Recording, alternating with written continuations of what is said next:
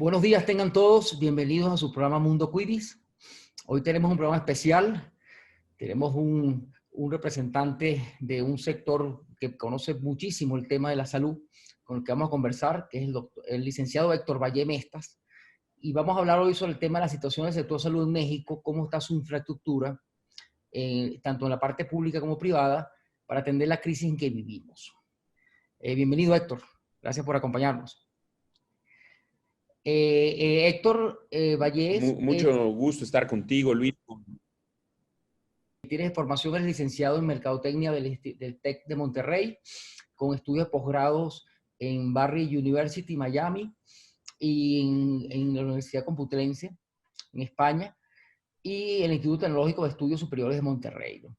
Héctor tiene una experiencia de más de 25 años como director general y regional de empresas farmacéuticas y de salud, 10 años como consultor en nuevos modelos de atención en salud a nivel Latinoamérica, en las áreas de management, mercadotecnia, ventas, publicidad, medicina y ciencias de la salud, así como habilidades directivas gerenciales. Ha sido director general de varias instituciones, líder moral en consultoría. Actualmente se desempeña como presidente ejecutivo de la Fundación Mexicana para la Salud, FunSalud, y es socio fundador de InnovaSalud, único fondo especializado en salud de América Latina, e imparte clases en el TEC de Monterrey, Campus Ciudad de México. Bueno, Héctor, nuevamente bienvenido. Gracias por acompañarnos. Y un poco para entrar en materia, nos gustaría que nos dieras un pequeño panorama. ¿Cómo está la infraestructura hospitalaria en México? ¿Estamos en condiciones suficientes para atender esta crisis en que estamos viviendo y el resto de los padecimientos que normalmente vivimos? Cuéntanos un poco de tu apreciación sobre esto. Bueno, primero me da muchísimo gusto estar contigo, Luis, con toda la gente de Quidditch. La verdad es que es un gusto el poder compartir con ustedes. Nosotros en la Fundación Mexicana para la Salud siempre hemos hablado de que hay una problemática muy importante cuando hablamos de acceso a la salud, que viene derivada de una subinversión histórica en materia de salud. México es un país que ha invertido durante muchos años menos de lo que debería en materia de salud. Específicamente, pensar que son 3 puntos del Producto Interno Bruto a lo largo de más de 30 años. En los últimos 2 años, pero también en los 2 previos, hubo recortes en salud y esos han afectado también la inversión per se que se requiere. ¿Cómo se ve eso? Se ve afectado el sistema de 3 maneras. O no están el personal de salud que debe de estar, o no está la infraestructura, o no están los medicamentos y los dispositivos. Y tú me preguntas específicamente sobre infraestructura. Cuando llegamos al caso de la pandemia, incluso previo a la pandemia, lo que observamos es una baja capacidad del sistema en infraestructura. Voy a citar unos casos puntuales. México tiene 1.5 camas por cada 1,000 habitantes. La única manera de saber si esto es poco o mucho es referirlo con parámetros de la OCDE.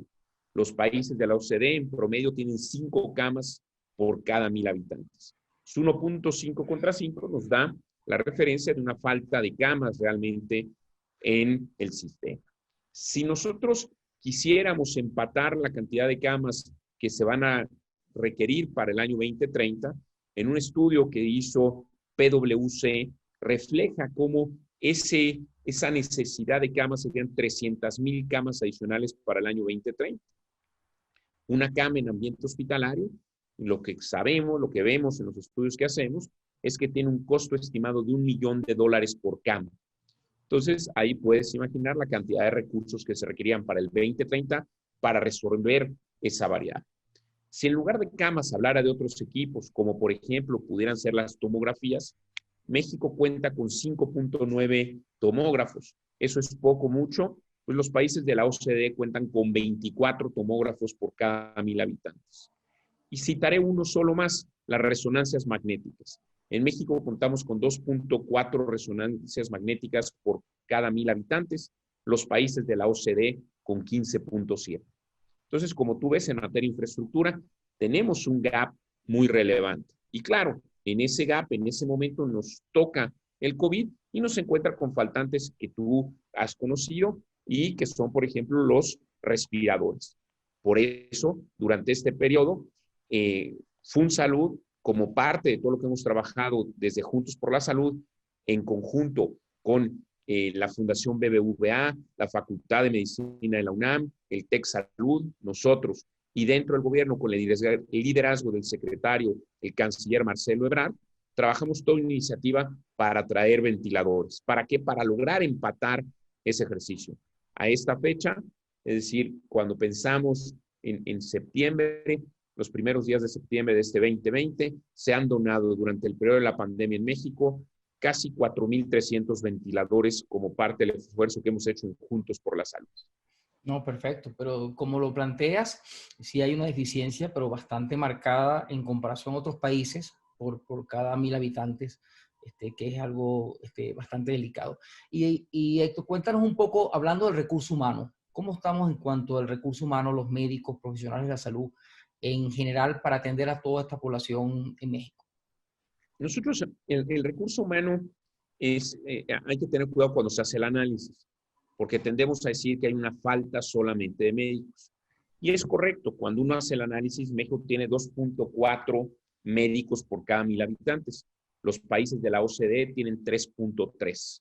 Entonces, tenemos realmente pocos médicos. En el ritmo en el que va el país, se requerían para el año 2030 casi 400,000 médicos. Pero eso no es lo más relevante. Lo más relevante es que tenemos un diseño en el cual, en el caso de médicos, tenemos muchos médicos de especialidades que eran importantes en los 70s o los 80s. Ejemplo de eso es el tener muchos pediatras, muchos ginecólogos, neonatólogos. Pero realmente, a lo largo de la vida, México ha pasado de ser un país pediátrico a ser un país con una distribución etaria mucho más grande y nos faltan hoy especialistas de materias que son críticas. Por ejemplo, México tiene menos de 250 geriatras. México tiene menos de 500 endocrinólogos en todo el país, siendo el país con la coyuntura tan complicada que tenemos en diabetes. Nos faltan cardiólogos, nos faltan oncólogos, nos faltan psiquiatras. Entonces, es correcto, nos faltan médicos, pero nos faltan médicos también de las especialidades que vamos a requerir o que estamos ya requiriendo. Además de eso, debo hacer otro análisis puntual, compartir un análisis, que es, necesitamos médicos al interior del país. Es decir, hay especialidades que tú vas a algunos estados y no las hay. Entonces, un reto muy importante es cómo trabajamos, ¿no? No solo en que haya las especialidades correctas, sino que también los médicos vayan al interior. Esa es una problemática mayor. ¿Por qué lo es? Primero, porque para que un médico se quiera mudar y dejar de estar en la Ciudad de México, en Guadalajara o en Monterrey e irse a algún otro estado, pues el estado tiene que contar con algunos alicientes que hagan que la gente se convenza de ir. Por ejemplo, escuelas para los hijos. Si el médico no se siente cómodo que el lugar a donde va tiene una escuela que le gustaría que sus hijos fueran, no se va a ir. Por otro lado, hay, y debemos reconocer desafortunadamente, que en México hay un problema de inseguridad. En ese problema de inseguridad hace que también muchas de las familias no quieran ir al interior del país. Y voy a cerrar diciendo el último gran reto. México tiene una distribución en la cual el médico normalmente su ingreso se compone de dos partes. Una, lo que recibe de su trabajo público, cuando en la mañana está dedicado a trabajar en una institución y ahí recibe un ingreso, y después de su práctica privada. Esa práctica privada es una práctica privada que es de bolsillo. Las personas la pagamos nosotros de nuestro bolsillo. Recordemos que el sistema público mexicano, el sistema de salud mexicano, es un sistema en donde el 50% es público y el 50% es privado aproximadamente. Entonces, si en esa geografía, al interior de un estado, no hay una clase media con capacidad de pagarle al médico, el médico no tendría práctica privada. Y normalmente un médico que vive en Ciudad de México, Guadalajara o Monterrey, el 80% de su ingreso viene de la práctica privada y el 20% de la práctica pública. Entonces, no tiene incentivos, porque no tiene la geografía, la capacidad financiera, porque la geografía muestra rasgos de inseguridad o porque no cuenta con la capacidad de contener al médico y a su familia. Escuelas, restaurantes, teatros, cines, clubes deportivos y todo el resto que conforman los beneficios de vivir, digamos, en las capitales de los estados y específicamente en aquellas capitales de los estados que tienen mucha mejor infraestructura. No, muy bueno, tu análisis ha sido muy, muy completo porque dejas ver realmente que la problemática es compleja, ¿no? O sea, no solo es la que faltan en números de especialistas, sino faltan en números por especialidades específicas que son necesarias en el país y encima también un tema de distribución a nivel nacional. O sea, y también empiezas a entrever que no solo es la problemática en sí del traslado de un médico de una ciudad a una ciudad del interior, sino quizás inclusive el tema con las universidades de graduar en el interior a personas en las áreas que son necesarias, ¿no? Entonces hay todo un tema que es bastante complejo y que me imagino requiere toda una estrategia a mediano o largo plazo bien, bien interesante, ¿no? Mira, y Antes, hablando, ajá, me gustaría solo agregar un tema adicional. El reto en personal de salud no solamente es en los médicos, sino también en las enfermeras. Las ajá, enfermeras, México cuenta con 2.5 enfermeras por cada 1,000 habitantes. Los países de la OCDE cuentan con 7.4. Como decía yo antes, estamos dejando de ser una población joven a ser una población adulta. Para el año 2030, México va a requerir casi 800,000 enfermeras adicionales. Y ahí el gran reto está en que son fácilmente exportables. Muchas de ellas son conquistadas por el mercado americano o el mercado europeo para que dejen México y se vayan a otra geografía. Y entonces el reto no los hace mayor. Entonces, solo me gustaría cerrar esta parte que se refiere al personal de salud, diciendo que tenemos retos, tanto en los médicos como en las enfermeras. como una federal. No, no, perfecto. Está muy claro. Mira, y hablando un poco de los padecimientos en general que tiene el mexicano, ¿cuáles son los que tú consideras más importantes que se han visualizado en los últimos años o se han destapado inclusive con esta crisis? ¿Cuáles son los padecimientos, si tenemos estadísticas sobre eso, más comunes aquí en México? Mira, nosotros, y lo platicamos hace un rato, hay un reto importante, que es el pasar a ser una población joven a pasar a ser una población adulta. Y eso conlleva a que tengamos menos preocupaciones que tienen que ver, digamos, con las gripas, las fiebres, ¿no? Las cosas que le dan normalmente a un paciente pediátrico y estemos transitando hacia un cuadro que tiene una gran importancia en lo cardiometabólico. Entonces, ¿qué nos preocupa en esa materia? Pues, por supuesto, diabetes, ¿no? Diabetes es una enfermedad que hace algunos años nosotros hablamos de que México, entre el 10, alrededor del 10% de la población tenía diabetes. Hoy estamos hablando que es entre el 12 y el 14% de la población. Hemos visto datos de Pemex, ¿no? de la compañía petrolera, en la cual su distribución de diabetes es arriba del 17%. Entonces nosotros pensamos que en la medida que México se está poniendo más viejo, pues vamos a llegar a ver tasas de hasta el 20% de diabetes. Eso preocupa mucho, ¿no? Preocupa mucho por las implicaciones para las personas y por supuesto para el sistema de salud, para los costos del sistema de salud y toda su implicación. En general, en esa materia, creo que es derivado de diabetes importante hablar lo que pasa con toda la enfermedad renal crónica, que termina siendo un tema preocupante. Por supuesto, también las cardiopatías isquémicas, los accidentes cerebrovasculares. Tenemos un capítulo importante de cáncer, los cánceres completos, pero algunos de ellos destacan, como es cáncer de mama de manera prioritaria. Entonces, el tema cáncer también hay una complejidad. Y hay uno que se habla poco y a nosotros nos preocupa mucho en la Fundación Mexicana para la Salud, que lo hemos estado estudiando mucho, y es todo el tema del sistema nervioso central. México ha estado un poco abandonado de eso. Decía yo antes, el número de psiquiatras que México tiene son mucho menos de los que tiene el resto de los países. Y también culturalmente no estamos acostumbrados a decir, ¿qué hiciste? Ayer fui al psicólogo, fui al psiquiatra. Culturalmente no nos sentimos cómodos y eso deberíamos de cambiar. Derivado de eso estamos viendo un crecimiento muy importante en temas de depresión. Hoy, aunado con el tema de la pandemia, de la gente quedándose en casa, pues eso se ha exacerbado. Y entonces estamos desarrollando temas de violencia intrafamiliar, de depresión y también en materia del sistema nervioso central hay que tener cuidado en todo el tema de desórdenes bipolares, de migraña, de epilepsia, que hay que estar atentos.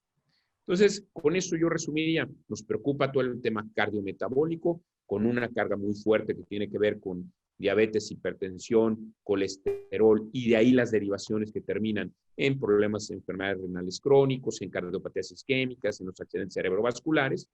La otra gama, que es todo el tema de los cánceres, con prioridad en cáncer de mama, diría yo, de lo más importante.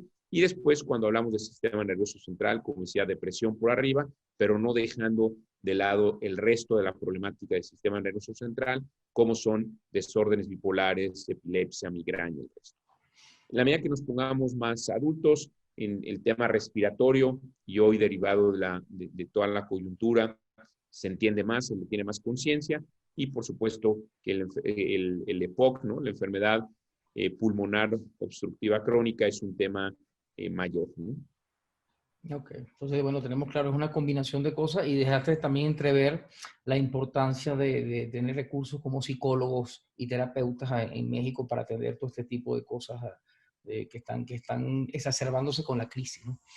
Mira, tocando este tema de los padecimientos y de la infraestructura, nos lleva a que hoy en día está muy, muy en boga el tema de la tecnología, de la telemedicina en el sector de la salud. Correcto. Sobre todo que con esta pandemia se ha destacado mucho, sobre todo el tema de las teleconsultas. Todo el mundo habla de telemedicina, de teleconsultas en todos los países. Cuéntanos un poco cómo ves a México en esta área. ¿México está preparado en este tema de telemedicina, teleconsulta? ¿Cómo ves el panorama? Primero, me parece que es nosotros en la Fundación hemos trabajado en la identificación de 10 tecnologías que son claves. Y justo esta es una de ellas.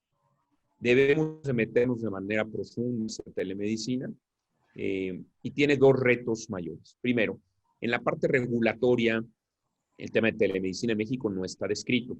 Es decir, cuando tú revisas la Ley General de Salud y ves cómo se espera que se dé una consulta médica, no refiere la posibilidad de una consulta a distancia. Se refiere siempre a una consulta física, donde el paciente y el médico tienen que interactuar y el médico tiene la posibilidad, digamos, de ver físicamente al paciente y de tocar al paciente, ¿no? De hacer exactamente. Entonces, tenemos un tema regulatorio que hay que trabajar en él para que se pueda realmente avanzar en materia de telemedicina. El segundo grande pasa por la capacidad de los médicos de hacer telemedicina. Recuerdo conversaciones con médicos de diferentes grupos etarios, médicos jóvenes o médicos también un poco mayores, que te dicen que ellos no dan consulta a distancia. Y no solo tiene que ver con el que todavía no está resuelta la parte económica de cómo se les va a pagar por la prestación del servicio, sino también con que no se sienten cómodos, en lo que no sienten que es lo mismo, no sienten que están los mecanismos para hacerlo. Y la verdad es que cada vez más los teléfonos inteligentes y los equipos nos permiten ayudar a dar consultas a distancia. Por supuesto que hay que destacar que en esta materia todo el tema de infraestructura de conectividad es crucial.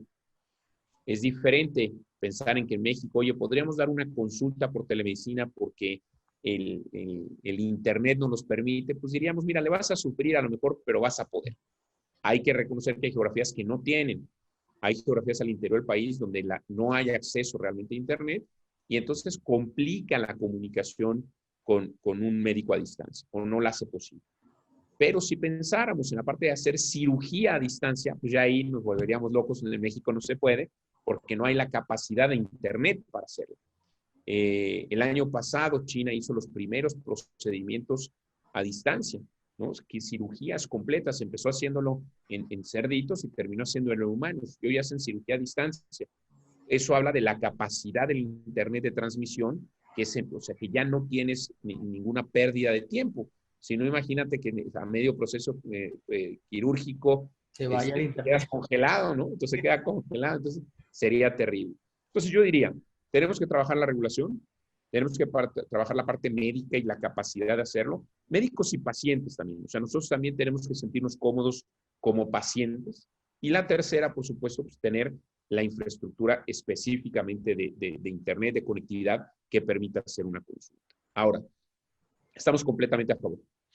La Fundación está trabajando activamente en eso. Hay un consejo promotor, que es el Consejo Promotor de Nuevas Tecnologías de Salud. Ese consejo lo dirige la doctora Fernanda Cobo, y ella está trabajando precisamente en desarrollar la legislación en materia de telemedicina para que eso nos permita ya dejar una legislación puesta. y que nos dé la capacidad de avanzar en esa ruta. Entonces estamos completamente a favor de ello y creemos que eso nos podría ayudar precisamente a resolver el problema que decíamos antes. ¿Cómo hacemos que haya médicos en todas las geografías cuando hay condiciones que no dependen de salud? Otra vez, la existencia de la clase media o no, la inseguridad y la infraestructura en la ciudad para contener. La telemedicina nos ayudaría a romper esas barreras y a que realmente funcione de manera óptima para los pacientes, para los médicos y para el país. No, precisamente. Entonces, tenemos un tema también cultural, obviamente, por lo que está diciendo de que los médicos involucrarse en este uso no se sienten cómodos a priori. Entonces hay todo un tema de capacitación, de procesos para que se vayan poco a poco involucrando, ¿no? En estos días, en una de las entrevistas que hicimos, uno de los médicos, un doctor, decía que él va a considerar que en el futuro va a haber dos tipos de médicos, aquellos que utilizan la inteligencia artificial y las herramientas contra los que no lo utilizan, y va a haber un gap muy grande de atención hacia los pacientes, ¿no? Entonces estamos inmersos en algo que es una tendencia mundial. Pero fíjate, hay plataformas como Quidis y otras plataformas de salud que han estado de hace algún tiempo tratando de crear, involucrar a muchas personas y redes, creando una red donde colaboren distintas instituciones, porque se ha visto que el tema de la colaboración es realmente lo que te da la potencialidad de desarrollo hacia el futuro, ¿no? Y esto nos lleva a que muchos hablamos de crear ecosistemas. En este sentido, Funsalud, ¿qué has hecho? Porque tengo entendido que han estado trabajando mucho en crear un ecosistema completo. Cuéntanos un poco cómo va ese tema y cuáles son las estrategias a seguir ahí. Sí, tú lo citas perfecto. ¿Qué tenemos que hacer para ir resolviendo la inclusión de las nuevas tecnologías específicamente? Y tenemos que crear esos ecosistemas donde realmente todos lo vayamos desarrollando. Nosotros en la Fundación somos un grupo que siempre lo ve como un tema de sumar, que tenemos que ir juntos en los desarrollos y que eso lo hace más rico. Hemos tenido el gusto de tenerte a ti y a Quidis en Funsalud, compartiendo en el desarrollo de cómo debería de ser la tecnología y hacia dónde va. Es la complementariedad, la visión de todos, la que permite realmente transitar hacia la construcción de algo que sea bueno para el país, ¿no? Entonces, hemos creado en las diferentes tecnologías, estas 10 que decía yo antes, grupos de trabajo. Esos grupos de trabajo están en el desarrollo precisamente del entendimiento de qué está pasando en una o en otra tecnología en el mundo, después entender qué está pasando en esa tecnología en México y cuáles son los faltantes que hay para cerrar la brecha de acceso a esa tecnología y por ende a la salud. Entonces somos proactivos en esa materia. Nos hemos enfocado en 10 tecnologías. Primero, tú lo decías, es telemedicina.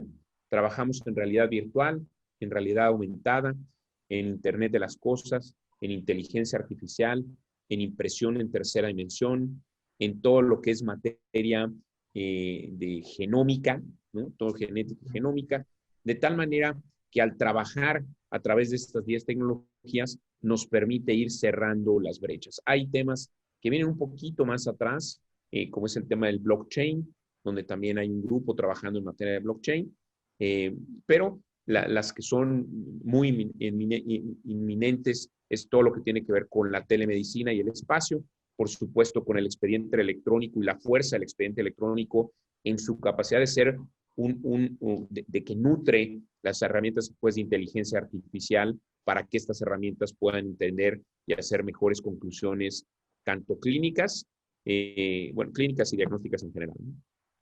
Y en este sentido, ¿cómo ves tú la preparación que tiene el sector público con respecto al sector privado en esta tendencia del uso de estas herramientas tecnológicas?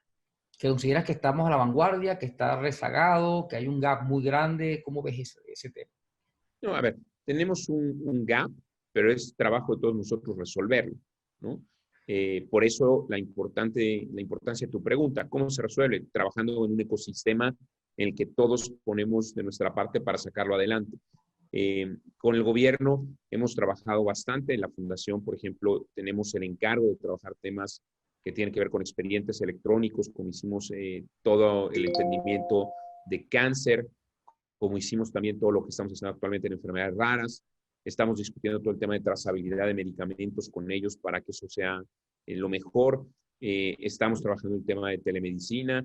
Entonces hay un trabajo importante de mano del gobierno y de todo el ecosistema de salud para realmente ir resolviendo esas brechas. Y esa es la manera, estamos a favor totalmente de ese trabajo juntos, todos juntos.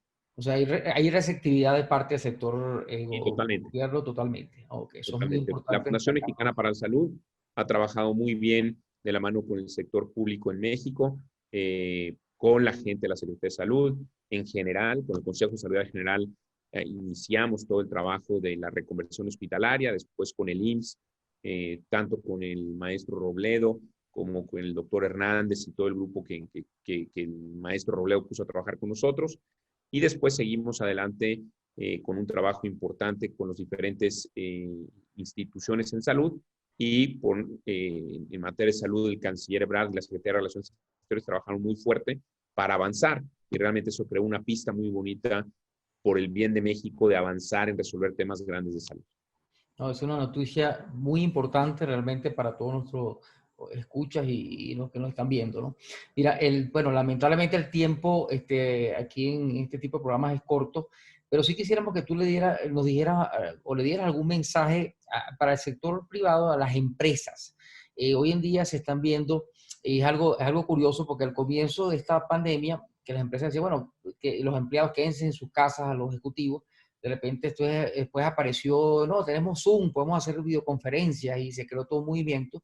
Y después en los últimos semanas o meses hemos visto empresas que le están regulando el uso del Zoom a los ejecutivos porque resulta ser que ahora está creando una ansiedad y un tema ya de exceso de trabajo en sus casas. Entonces, hay toda una serie de connotaciones bien interesantes y se habla, hay especialistas de empresas reconocidas que ya hablan de que aproximadamente un 25% de las personas, de los ejecutivos, se van a quedar trabajando en forma desde sus casas porque se ha descubierto que muchos de ellos sí funcionan bien y eso significa un ahorro tanto para la persona como para las empresas, ¿no? Pero en este tema en general hay toda una serie de cosas que están ocurriendo. ¿Y cómo ves tú qué deberían hacer las empresas para poder llevarle ahora esa salud física y mental a sus empleados que está muy de boga en este tema del trabajo remoto? Yo te digo, mira, nosotros como lo vemos es de la siguiente manera. Primero hay que tener muy claro cuál es el estado de salud de los colaboradores, ¿no? Y es un trabajo conjunto. Yo como colaborador de una empresa y el empresario o los directivos de la empresa con toda la plana laboral. ¿Qué buscas ahí? Entender cómo está mi población. Y entenderla quiere decir en todo sentido. En sentido, como decíamos antes, ante las grandes preocupaciones, todo el tema cardiometabólico, por supuesto, pero también todo el tema de salud mental.